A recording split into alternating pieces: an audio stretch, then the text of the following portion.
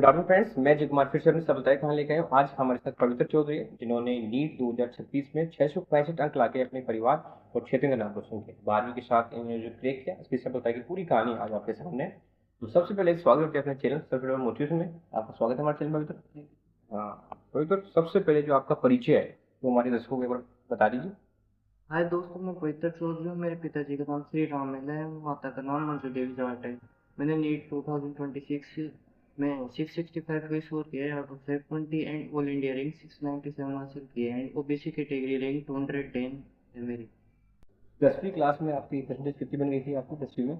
10 class में मैंने CBSE board से तैयारी करी है एंड उसमें मेरी परसेंटेज 95.40 थी। 95। और इधर जैसे कहते हैं ना कि जैसे काफ़ी जो साइंस में वगैरह भी लेते हैं, आर्ट्स है, कॉमर्स है, फिर भी आपने पीसीबी कैसे चुना आपने? मैंने पीसीबी इसलिए चुना कि मेरे पापा भी यही चाहते थे और मेरा इंटरेस्ट इसी सब्जेक्ट में था। और मेरे को थोड़ा रटने वाले सब्जेक्ट ज़्यादा लगते थे, मुझे समझने में ज़्यादा इच्छा थी। इसलिए आपने ये लिए। कहते हैं ना कि सफलता के पीछे जो आपकी काफ़ी दिनों की जो मेहनत होती है ना, उसके उसका हाथ होता है।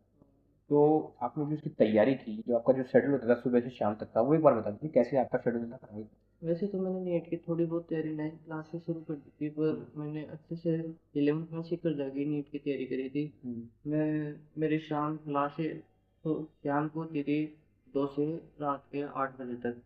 मैं सुबह लगभग 6:30 के आसपास उठता था और फिर उठ के फ्रेश व्रेश होके सबसे पहले पढ़ता था और मैं 12 बजे तक लगातार कंटिन्यूसली पढ़ता था। फिर बाद में खाना करके कोचिंग चल जाता था 2 बजे। फिर बाद में मैं क्लासेस मेरी एकदम अच्छे से लेता और फिर रात को 8:30 तक वापस आ जाता, डाउट वाउट सब पूछ के मेंटर से मेरे। फिर बाद में मैं खाना खा लेता, फिर थोड़ी देर मैं 11:30 तक और पढ़ता, फिर बाद में सो जाता था। अच्छा, आपने आपकी पढ़ाई का शुरू बहुत अच्छा था, मैं बीच बीच में ब्रेक ले लेके अपनी जो पढ़ाई को हमेशा कंटिन्यू रखा है। तो पता जैसे काफ़ी सारे स्टूडेंट्स का इशू रहता है कि बोलते हैं कि हमें इतने घंटे पढ़ना चाहिए, घंटे वगैरह, तो आपके हिसाब से घंटे मैटर करते हैं या जो रियल टाइम में आप कम घंटों में अच्छी पढ़ाई कर सकते हैं? इसमें कोई घंटे मैटर नहीं करते, इसमें मैटर करता है कि आपने अपना सिलेबस पूरा किया है कि नहीं। मेन आपका गोल होना चाहिए कि आपका सिलेबस पूरा हो, आप हर एक चीज़ को डिटेल से पढ़ें। सही चीज़ों से। इसके अलावा कहते हैं कि जो टेस्ट टेस्ट वगैरह होते हैं, टेस्ट सीरीज होती है, इसमें मेजर टेस्ट भी होते हैं, माइनर टेस्ट भी होते हैं और रिवीजन। तो टेस्ट और रिवीजन का कितना इंपॉर्टेंस है इस एग्जाम में? आपकी पढ़ाई ऐसे अच्छी हुई है या नहीं, इसका टेस्ट ही आपको नतीजा बताते हैं।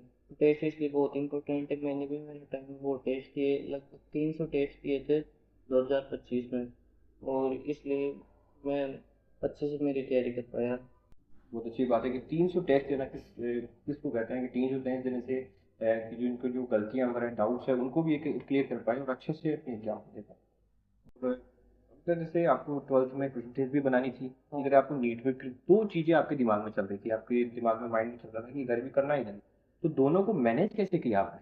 सबसे पहले तो मेरा फोकस नीट ही था, बोर्ड तो थोड़ा कम ही था। फिर भी बोर्ड में भी अच्छी परसेंटेज बनाना जरूरी होता है, इसलिए मैंने बोर्ड की तैयारी जनवरी बाद से स्टार्ट करी थी 2026 में।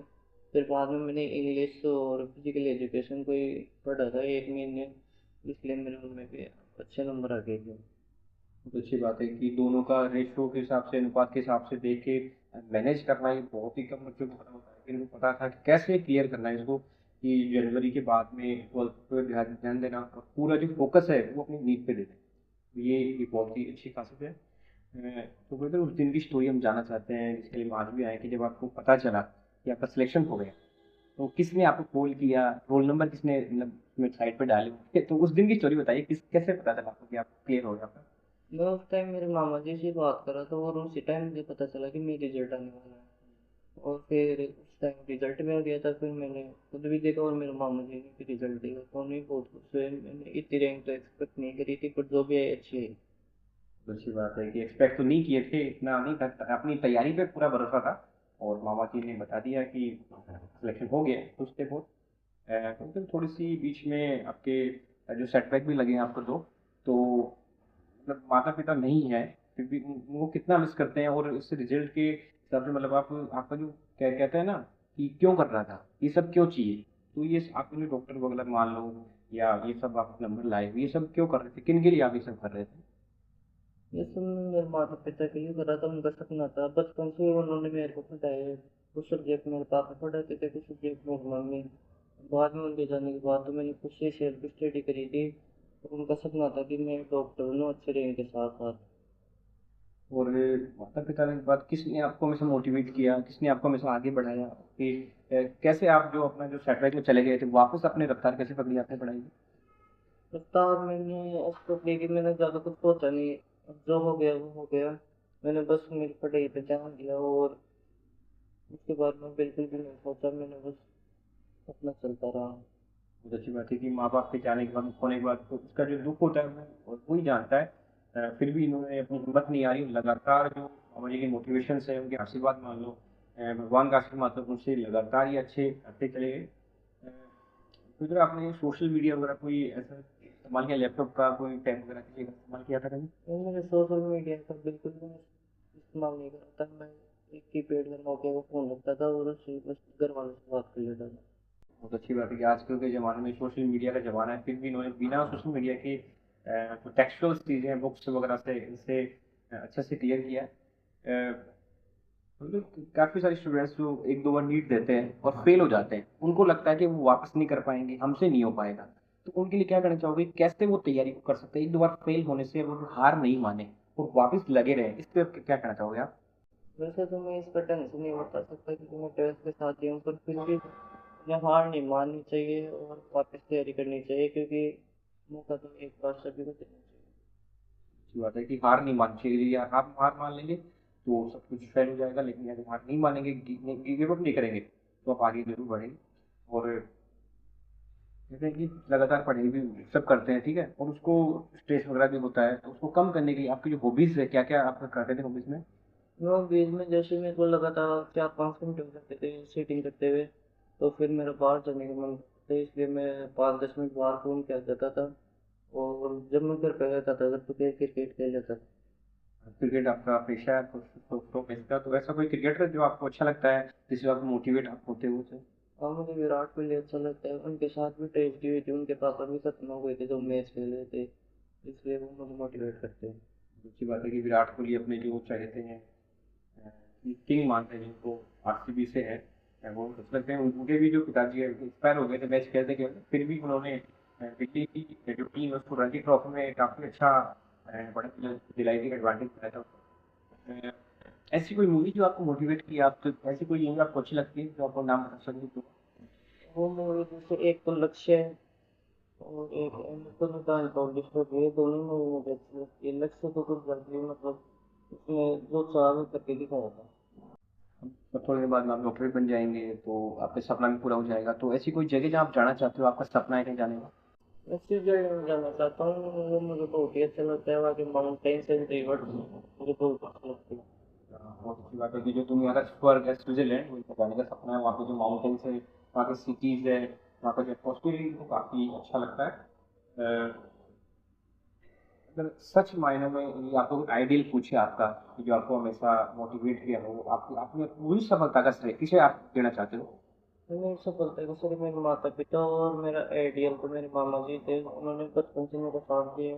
वही मेरे को जब मेरा रिजल्ट आता तो मेरे को गिफ्ट ला के देते थे, उन्होंने मुझे साइकिल भी दी है, सब कुछ दिया है। अच्छी बात है कि माता पिता तो आदर्श है, इसके साथ मामा जी है जिन्होंने उनको हमेशा मोटिवेट किया, हमेशा इनकी हेल्प। तो सर अब जो नेक्स्ट 2027 में भी नीट फिर से आने वाला है, काफ़ी सारे स्टूडेंट्स वो भी अभी से ही तैयारी में कर रहे होंगे लगातार, तो उनका भी है। ये क्या करना चाहोगे, कैसे वो क्लियर कर सकते हैं? और आपने तो 12वीं के साथ भी किया है, तो 12वीं के साथ या अगर कोई फेल है दोबारा से भी दे रहा है, वो कैसे क्लियर कर सकते हैं? उन्हें बस ज़्यादा से ज़्यादा टेस्ट करने चाहिए जिससे उनकी सिली मिस्टेक कम हो और वो ज़्यादा बायो में कम ध्यान दें, क्योंकि बायो नो डाउट कि इसका स्कोर 50% होता है, पर फिर भी फिजिक्स केमिस्ट्री आज तक ट्रेंड चल रहा है कि वो हार्ड आती है और बायो थोड़ी इजी। तो बायो भी पढ़े पर ज़्यादा टाइम फिजिक्स एंड केमिस्ट्री में। अच्छी बात है कि साथ में टेस्ट वगैरह भी दे, रिवीजन भी है, लेकिन जो बायो सब्जेक्ट है वो थोड़ा ईज़ी पड़ता है, जो फिजिक्स केमिस्ट्री है उस पे फ़ोकस करें। उसके जो सवाल वगैरह लेंथी आते हैं, थोड़े से डिफ़िकल्ट आते हैं, उनको ज़्यादा सॉल्व करने की कोशिश करें। कोई ऐसी लाइन से बताइए जो आपको याद आ रही है, मोटिवेशन लाइन यदि कोई आपके पास? मैं लाइन कहना चाहूँगा कि पानी से नहाने वाले रिवाज बदलते हैं पर पसीने से नहाने वाले इतिहास बदलते हैं। क्योंकि मेहनत तो सब करते हैं, लेकिन कठोर में हार्ड वर्क कोई नहीं करता। मेहनत जरूर करना है और उससे आप जरूर बीट किए कर सकते हैं। तो आप बहुत बधाई दोबारा से, आप जल्दी से डॉक्टर बन के आए, फिर एक बार चाहकर बाद में जल्दी हम आपका फिर से आपका इंटरव्यू लें। और अपने भी समय दिया, फिर बहुत बहुत बधाई आपको, आपका जो आगे का भविष्य वो भी ठीक रहे। अपने चैनल की तरफ से पवित्र को एक छोटा सा उपहार, छोटा सा भेंट। फिर से कहना चाहूँगा, अभी तक भी आपने मेरे चैनल सब्सक्राइब यूट्यूब पे लाइक बटन सर्च कीजिए, लाइक कीजिए, बेल आइकन दबाइए। इससे क्या होगा, मैं आने वाली वीडियो जैसे तो सबसे पहले आप तक पहुँचे। जय हिंद।